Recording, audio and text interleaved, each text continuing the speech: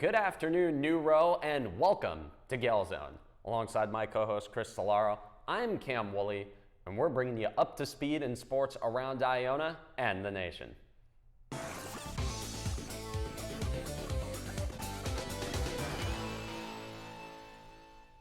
Starting on campus, Iona's women's golf makes history.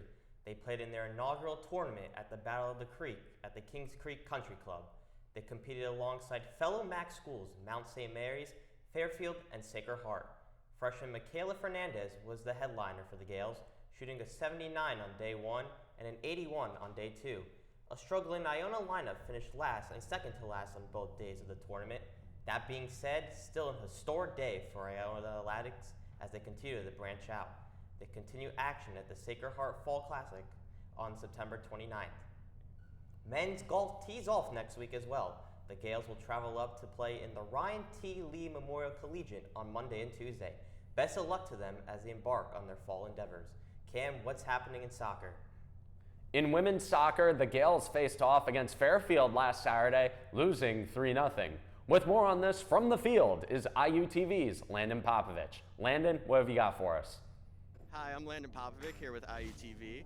After the Gales fell 3-0 to the Stags here in their second MAC conference game. Coming into the match, Iona had struggled to find offensive consistency despite playing an aggressive high-pressure style, scoring just 5 goals across their first 8 contests.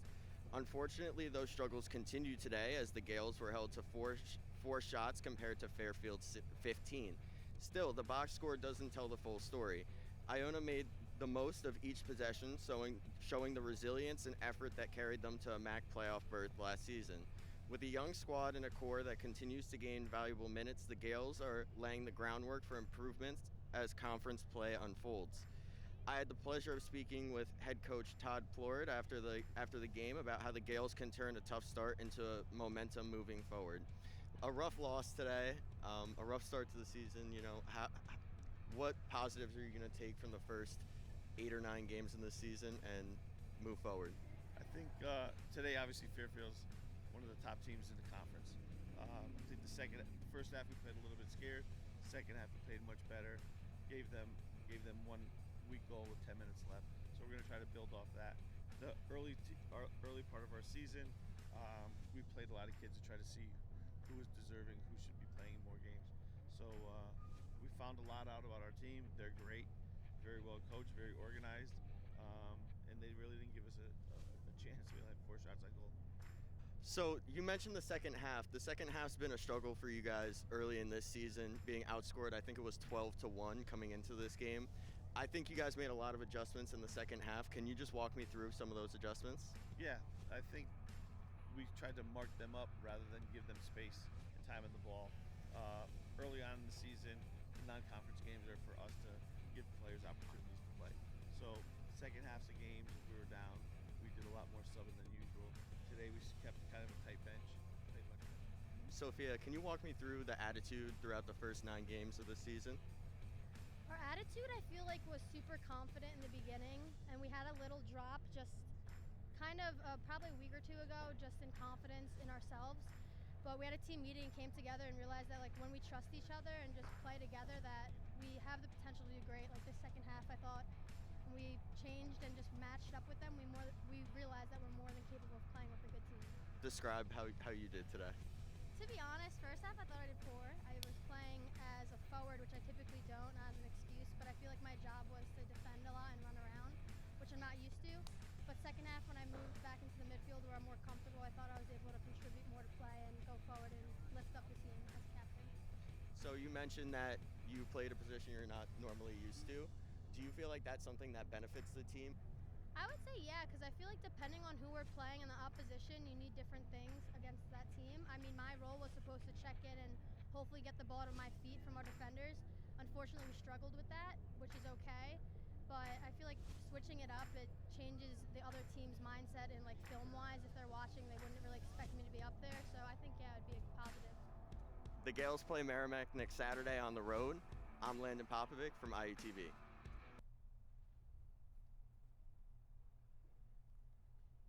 Thanks, Landon. The Maroon and Gold will look to bounce back tomorrow afternoon when they travel to Merrimack for the first time. In other news regarding the team, sophomore Sophia Begeni was named the MAC Offensive Player of the Week. This comes off the heels of her brace against Delaware State in a 3-1 win on the road. She also led the conference with 5 points on the week. Congratulations to Sophia. Staying on the pitch, men's soccer secured a 1-0 win over Binghamton on the road last weekend. Freshman Nbia Bowler finished the lone tally for Iona at the 71st minute to put the Gaels ahead for good. Josh Bells secured the clean sheet, his second in a row, making 4 saves in the perfect effort to keep Binghamton off the board. The efforts from both of these players landed them weekly MAC awards. Bowler took home Offensive Player and Rookie of the Week honors, and Bells took home Defensive Player of the Week with his shutouts. The Gaels are back in action when they travel to James Madison on Tuesday night. Chris, what's happening in volleyball? Volleyball's hot start has been cooled off by a 6-game losing streak. They dropped games to Townsend, Lafayette, Covington State, Princeton, Columbia, and FDU. 3 of those 5 losses were by way of shutout. They brought Townsend and FDU to 5 sets before losing. Today's game against FDU was a special game as they faced against former Gael Ava de Guzman. Cam, what's happening in swimming? Women's swimming and diving welcomes back Julia Moser as an assistant coach for the 2025-26 season. The official announcement came earlier this week, just shy of a couple weeks before their first meet. Moser finished her undergraduate degree in 2023, but is returning to Iona to pursue her master's in criminal justice. She comes back on board as the Gaels get ready for their first meet on September 26th, an inter-squad matchup. This is the first meet for the men's squad as well. Chris, what's going on with water polo? Men's water polo had their losing streak extended to 4 games after last week's tight home loss to Wagner. Smits Connor and Matten Friedenberg each had 4 goals for the Seahawks, leading the way offensively in the winning effort. Smits Connor led the way for Iona with a hat trick, but unfortunately, that would not be enough. The Gaels would have the shot advantage at 22-21, but Ian Conway would have saved half of them and even tally a goal of his own. Men's water polo looks to break the skid as they travel to Princeton after a long layoff next Saturday. That will be all for this week's Iona Sports Update. In pro sports, it's the same result for both of these teams in football as both the Giants and Jets are 0-2 once again. The Giants played a barn burner in Dallas last week that, as per usual, ended in heartbreak. Russell Wilson turned in a near career day, going 30 for 41 with 450 passing yards and 3 touchdowns with an interception. Malik Neighbors and Wan'Dale Robinson put up video game numbers, combining for over 300 yards receiving. Neighbors caught 2 touchdowns and Robinson caught 1, the former's being a go-ahead score with less than 30 seconds remaining. Why was that not enough to win, you ask? Well, the Cowboys drove within Brandon Aubrey's superhuman field goal range, and he drained a 64-yarder to send the game to overtime. Aubrey would once again be given the responsibility of splitting the uprights as time expired, and he would once again deliver because kickers just don't really miss against the Giants. Despite the offensive explosion, the New York Football Giants are 0-2 for the 10th time in 13 years, the most in the NFL in that span. Now, Chris, a lot of positives to take away from this game, still some negatives, we'll get into it. I want to start with the positives, though. The player that really jumped out to me for the Giants, who really kind of fixed the offense, Marcus Mbow coming in for James Hudson after he had the worst drive I have ever seen a Giants left tackle had. And believe me, I've seen it all. I lived through Eric Flowers, Bobby Hart, Marshall Newhouse, Nate Solder. I could write a book on bad Giant tackles, but James Hudson, that first drive, terrible. He got benched after 1 drive, and then Marcus Mbow came in. Really seemed like he stabilized the offense. Yeah, he definitely stabled the offense. I mean, I don't know what kind of play, that was, but he definitely did stable the offense. I mean, also, there are a lot of other positives, Russell Wilson, Malik Neighbors, which we're going to get to in a few seconds, but definitely a lot of positives you like to see from that guy. Yeah, and on the Russ, him performing well bodes really well, not just for the team right now, and we'll talk about whether this offense can sustain it later, but him performing well really bodes well, and this jumps out to me, for the development of Jackson Dart. Because after last week, we were talking about if Russ didn't deliver in the first half, we were going to see Dart in the second half. And sure, Dart, he came in on a couple of those plays, namely that run by Cam Scadaboo that almost made it a touchdown. But Russ performing well the more important thing is that it buys Dart time to develop. It buys this coaching staff time to develop him the way that they think he should be developed. Now, whether you think this coaching staff should be trusted with developing a young quarterback is another question entirely.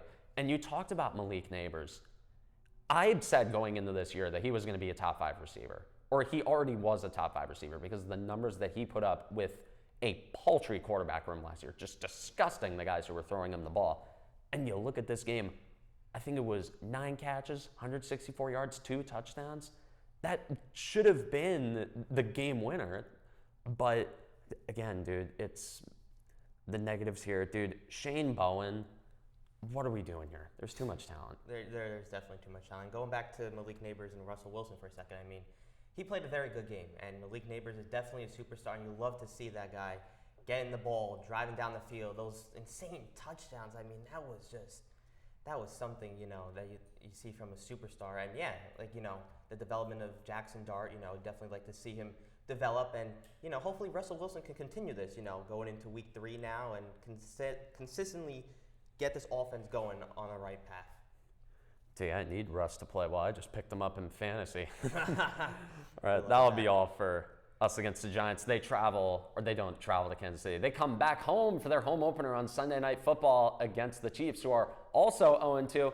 Going into the opposite locker room here, what's going on with the Jets here, Chris? Cam, as for the Jets, there's not much to take away from this. It was a total beating. The Bills came into MetLife and ransacked New York. The run game was on point for Sean McDermott's squad as Buffalo rushed for 224 yards and 3 touchdowns. They ran the ball a total of 43 times, and the Jets' defense had no answer. Justin Fields would start, but not finish as he left due to injury. Tyrod Taylor would come in to finish the game and went 7 for 11 with 56 yards, a touchdown, and no picks. This leaves both New York teams at 0-2. Not really much to say about the Jets. We talked last week about, some positives here. Aaron Glenn, talking about that Dan Campbell kind of vibe and energy that he brings to that team. Yeah, I feel like news cycle in sports is fickle as it is, but this really just a ton of whiplash here on the narrative. And, you talked about Tyrod Taylor. I'm going to be for real, I trust him more than Justin Fields. Although this is kind of me already having a bone to pick with Justin Fields because I find his fans on social media to be some of the most delusional and insufferable people on earth. Because Justin Fields, really think about what has he proved at the NFL level. Right. He's one of the most hypothetically induced quarterbacks that we've seen. I don't know if I said that right, but Justin Fields, he can run the ball, we know that, but when he plays against a defense that somewhat knows how to neutralize that, when you try to make him beat you with your arm, he can't do that. And ultimately, I think Tyrod Taylor has a better shot at executing. I definitely agree with you, Cam. And, Jets 0-2, they got to get a win now. New coach, everything. If you're a Jets fan, you're sitting here like, here we go again, another miserable season. But we'll see what, Tyrod Taylor can do, maybe switch it up. Obviously, Justin Fields got out of the game. So we'll see what he can do. And hopefully the Jets get a win because if they go another week of losing, you're going to be hearing it from Jets fans. Then they've done a lot of misery over the years. Dave, how bad do we think they're going to get beaten Tampa? Dude, that Baker Mayfield, he's been a monster. He's been a monster. So we'll see what happens. But it's going to be an interesting game to watch for sure. So, Cam, what's going on in the 2 New York teams in baseball? Both teams in this town are continuing their pennant races as we get down the stretch to October. Starting in the Bronx, the Yankees have won both of their series since we last met. Their most recent win in the series came against the Minnesota Twins on the road. They would drop Game 1 7-0, but would win the next 2. The Bombers dropped 10 runs for 2 consecutive nights. The headlining act was Trent Grisham, who continued his surge of a year with 2 homers and 4 runs driven in. Cody Bellinger would join the home run party as well with a 2-run shot of his own in the 9th. The Yankees would hold on to win this game 10-5 for yet another series win. And then last night, the Yankees opened their series in Baltimore with yet another win, piggybacked by Max Fried's tied career high with 13 strikeouts. Now, Chris, the Yankees here, as we look at the standings, the division kind of feels like a pipe dream. Toronto's playing really well, and sure, the Yankees have a light schedule, but 3 games with the tiebreaker in the advantage for Toronto, which is really 4 games.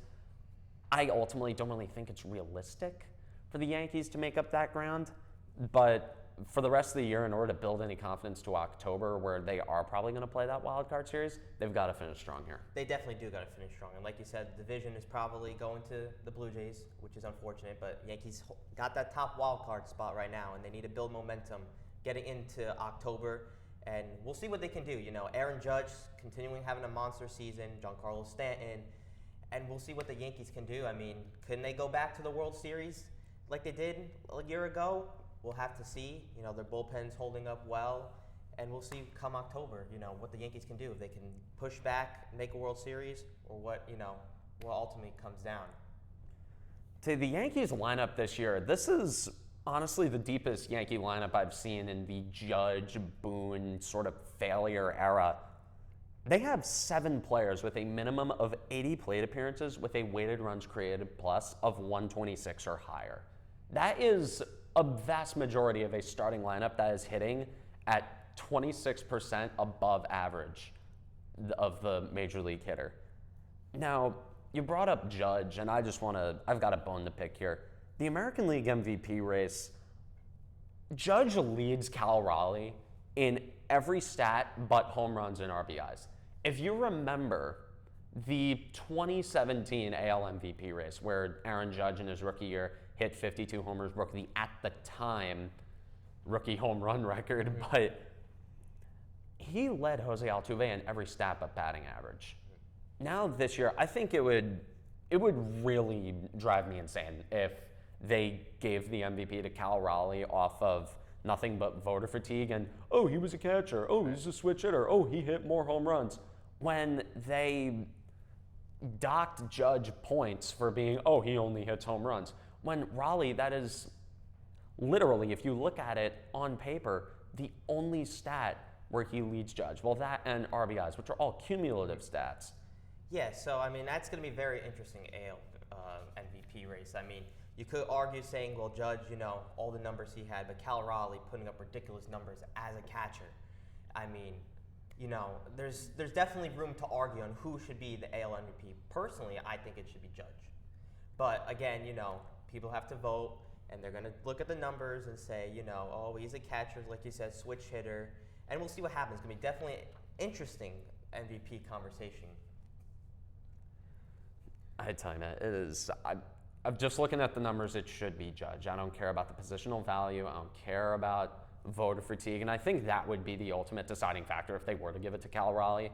It would be voter fatigue because they're just sick of giving it to Judge. Maybe think there's this thing about anti-Yankee bias, which I think it missed me with that. But Chris, what's happening across town with the Mets here? The New York Mets finally showed some life this week, taking 2 of 3 from the San Diego Padres at Citi Field. Game 1, New York blew the doors off San Diego in an 8-3 win using a piggyback outing from Clay Holmes and Sean Manaea, and homers from Francisco Lindor, Pete Alonso, Brett Beatty, and Cedric Mullins. Game 2 saw David Peterson's struggles continue. He loaded the bases and surrendered Manny Machado's grand slam in a 7-4 loss. Game 3, rookie Jonah Tong answered with 5 strong innings, 8 strikeouts, and Brandon Nimmo's 3-run homer in a 6-1 victory. In the wild card race, the Cubs and Padres are in the top 2 spots. The Mets are holding on to the 3rd and last wild card spot with 9 left to play. New York continues their homestand with 3 against the Nationals starting tonight, with rookie Brandon Sproat taking the mound.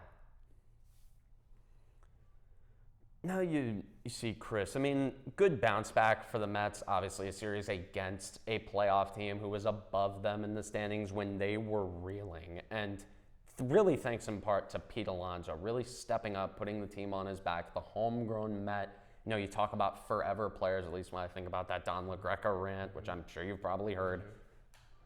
4 homers in his last 4 games. This is a big-time player who shows up in big-time moments in big-time games. And also, shout out Juan Soto, tied his career high in homers from last year. He's probably going to break it down the stretch here. Yes, he will.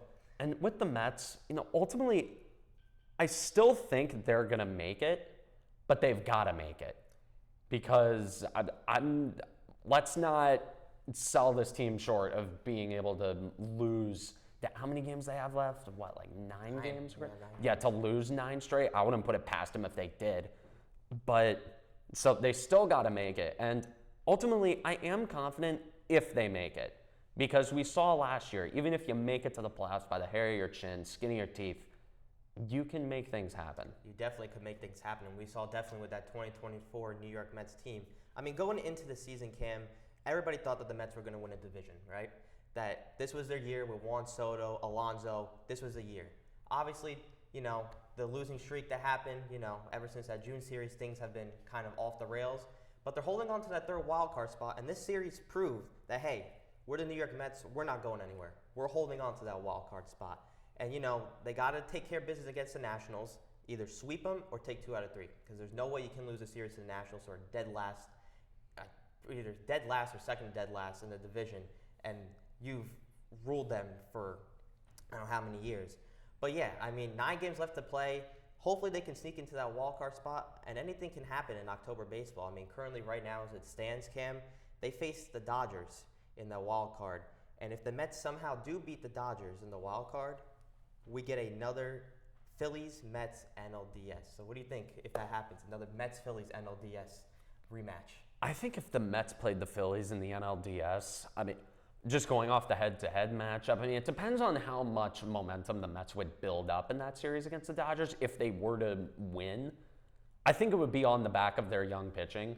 It would be because Nolan McLean and Brandon Sproat dealt, and that would be such a boost. And the Mets, you notice whenever the Mets go on these runs, it's not when they have expectations. It's when they're playing loose, when they have a little bit of magic, Definitely. when they have that underdog energy, because that's what they thrive off of. You look at last year, they had so much magic. They were no expectations. They came in playing with house money, and they made that run happen. I feel like if they're not crushed under the weight of all that pressure, and make no mistake, they're going to have to learn how to play with adversity and pressure and expectations. Because if you're good enough, you're going to have expectations. And if you can't play with those, then you're not going to win a championship. Yeah, definitely for sure. Especially, those young pitching, Tong definitely had a bounce back, much needed bounce back performance yesterday after getting rocked in his last outing. And these rookies, I mean, McLean, definitely, I would put him as a game 1 starter in that Dodgers-Mets wild card. I mean, he's just absolutely disgusting. And we'll see how far the Mets can go, It would suck if it's a 1 and out, but I would love to see the Mets go deep into October like they did last year and potentially, make it back to the NLCS, because that would be something huge, and maybe a World Series. As a Mets fan, we all want to see that World Series come back to Queens, but it's about when and how. We're year 5 of Steve Cohen, and in those 5 years, we missed the playoffs and got wild carded. So we'll see what the Mets can do in these last 9 games. Big times for the Mets indeed. Definitely. Very telling what's going to happen here. That'll be all from us today. On behalf of the entire crew here at Gael Zone, thank you all for watching. We'll be back at the same time next week. But for now, though, alongside Chris Cilauro, I'm Cam Woolley saying take care, have a good weekend, and get your homework done.